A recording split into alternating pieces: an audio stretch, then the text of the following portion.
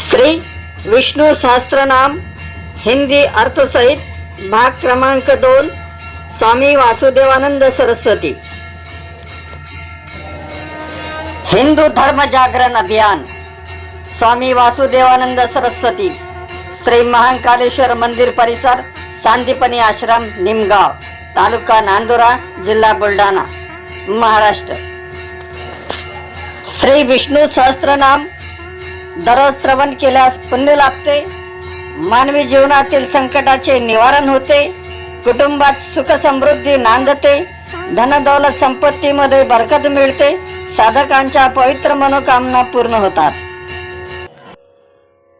ओम त्र्यंबकं यजामहे सुगंधिं पुष्टिवर्धनम् उर्वारुकमिव बन्धनान् मृत्योर्मुक्षीयमामृतात्।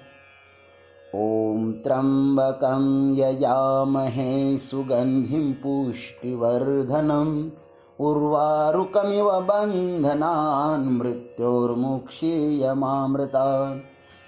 ॐ त्र्यंबकं यजामहे सुगंधिं पुष्टिवर्धनम् उर्वारुकमिव बन्धनान् मृत्योर्मुक्षीयमामृतात्।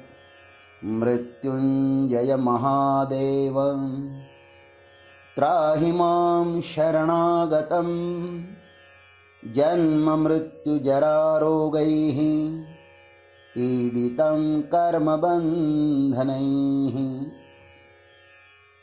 गुरुर्ब्रह्मा गुरुर्विष्णुः गुरुर्देवो महेश्वरः गुरुरेव परं ब्रह्म तस्मै श्री गुरवे नमः। आइए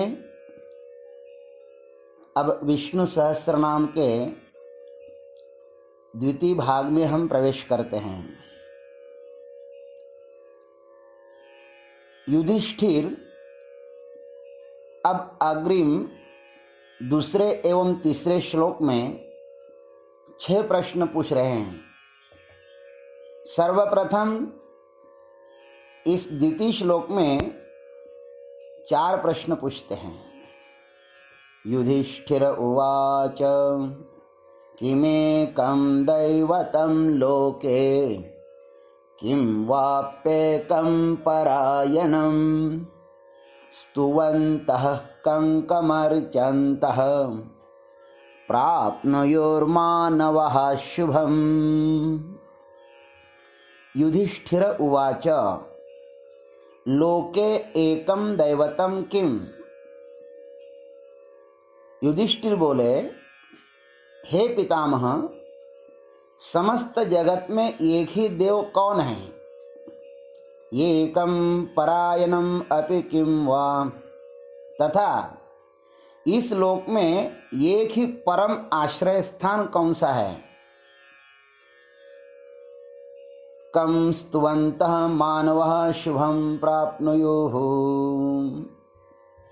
किस देव की स्तुति गुण कीर्तन करने से मनुष्य कल्याण की प्राप्ति कर सकते हैं? कम अर्चन्तः मानवः शुभं प्राप्नुयुः।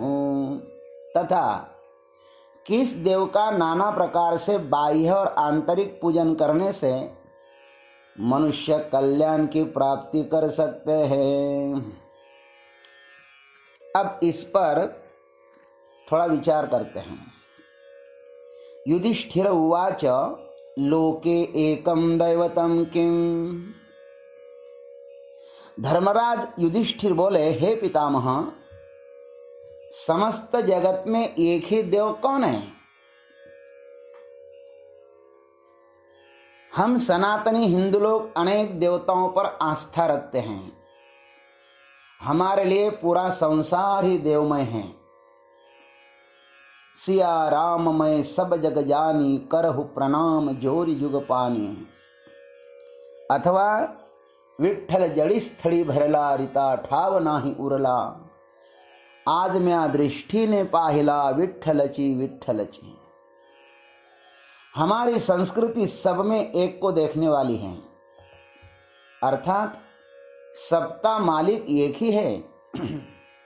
यह अनंत प्रपंच उस एक देव से ही प्रसूत हुआ है, किंतु अज्ञानी लोग मंद बुद्धि होने के कारण देवी देवताओं में भेद करते हैं, इसलिए परस्पर लड़ते रहते हैं। क्या पानी की लहरों में कभी झगड़ा देखा है? क्या हजारों प्रतिबिंब कभी किसी ने परस्पर लड़ते हुए देखे हैं? यह सब संसार वैसे ही शोभायमान हो रहा है जैसे सोने के सूत्र में सोने के मणि शोभायमान होते हो। लड़ना अज्ञानियों का काम है, ज्ञानियों का नहीं। इसलिए धर्मराज युधिष्ठिर चाहते हैं कि सब लोग एक देव में ही स्थिर हो जाए, सब सुवर्णों को ही देखें, आकारों को नहीं, पानी को ही देखें, लहरों को नहीं। इसलिए यह प्रथम प्रश्न है। अब एकम परायणम अपि किम वा, तथा इस लोक में एक ही परमाश्रय स्थान कौन है? यह दूसरा प्रश्न है। दूसरा प्रश्न आश्रय के विषय में है। यहां पर दोनों पक्ष के दो लोग परस्पर संवाद कर रहे हैं और दोनों भी अपनों से ही घायल है। भीष्म पितामह कौरव और पांडव दोनों के लिए ही पूजनीय थे। इन्हीं की गोदी में खेलते हुए दोनों बड़े हुए थे, लेकिन युद्ध के समय इनकी बात दोनों ने भी नहीं मानी। अंत में अर्जुन ने ही इन्हें शरशैया पर सदा के लिए सुला दिया। ये दोनों अपने आश्रय को मानते तो आज यह नौबत न आती। हंसता खेलता परिवार कुरुक्षेत्र में परस्पर लड़कर समाप्त न होता। युधिष्ठिर का पश्चाताप उसे आश्रय विषयक प्रश्न पूछने में विवश कर रहा है। अब आश्रय को मानना और उसे स्वीकार करना, ये दोनों बहुत बड़ी बातें होती हैं। यह समस्त संसार भी अपने परम आश्रय के अज्ञान के कारण परस्पर लड़ रहा है। इसलिए यह बताइए कि किस परम आश्रय को पाकर इस जीव की अज्ञान रूपी हृदय ग्रंथि टूटकर नष्ट हो जाएगी और यह भटका हुआ जीव परमानंद को प्राप्त होकर अपने स्वरूप को प्राप्त हो जाएगा। सरिता जब तक सागर को नहीं मिलती तब तक उसे शांति कैसे प्राप्त होगी? मुंडक श्रुति ने कहा है, यथा नद्यः स्यन्दमानः समुद्रे अस्तं गच्छन्ति नाम रूपे विहाय। अथवा तुकाराम महाराज भी कहते हैं, तुका म्हणे गंगा सागर संगमी अवघ्या झाल्या उर्मी एकमय। मुंडक श्रुति ने और भी कहा है, भिद्यते हृदय ग्रंथि छिद्यन्ते सर्व संशयाः क्षीयन्ते चास्य कर्माणि तस्मिन् दृष्टे परावरे। उस कार्य कारण रूप अर्थात परावर परमात्मा को देख लेने पर इस जीव के सब संशय नष्ट होकर उसकी अविद्या ग्रंथि टूट जाती हैं। तब इस जीव को आनंद रूप मोक्ष की प्राप्ति होती है और यह जीव निर्भय होकर परब्रह्म परमात्मा में प्रवेश कर जाता है। तब ब्रह्म वेद ब्रह्मैव भवति। जीव यदि ब्रह्म स्वरूप होना चाहता है तो उसे परमात्मा को जानने के बिना अन्य कोई भी मार्ग नहीं है। ऐसा श्रुति ने फिर से कहा, नान्यः पंथा विद्यते यनाय। कौन है वह जिसे जानकर यह जीव परम विश्राम को प्राप्त होगा? यह युधिष्ठिर का द्वितीय प्रश्न है।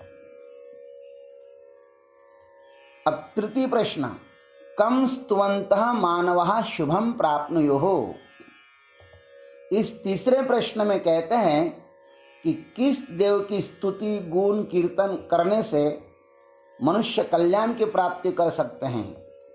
हृदयस्थ आत्मस्वरूप परमात्मा की स्तुति करने से ही स्वर्ग स्वरूप परमात्मा की प्राप्ति होती है।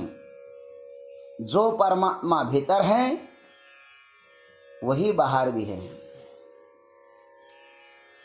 अब चौथे प्रश्न को पूछते हैं, कम अर्चन्तः मानवः शुभम प्राप्नुयुः।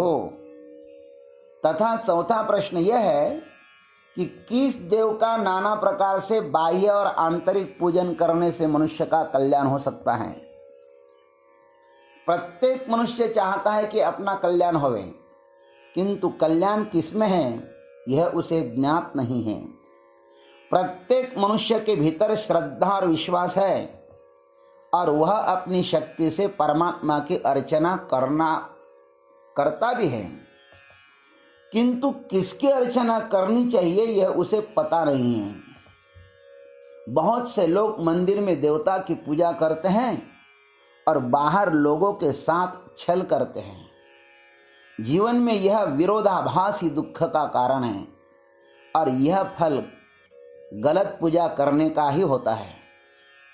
अतः जो हमारे भीतर है वही बाहर है और जो बाहर है वही भीतर है, ऐसा जानकर सर्वप्रथम अंतस्थ आत्मा रूप परमात्मा का सदैव अर्चन होना चाहिए। विष्णु सहस्त्र नाम का प्रत्येक शब्द आत्मा का साक्षात्कार कराने वाला है, अतः प्रत्येक शब्द के द्वारा आत्मा की अर्चना होनी चाहिए, तभी जीव का परम कल्याण होगा, अन्यथा नहीं। अब अग्रिम तीसरे श्लोक में अन्य दो प्रश्न पूछते हैं, लेकिन उस पर हम कल चर्चा करेंगे।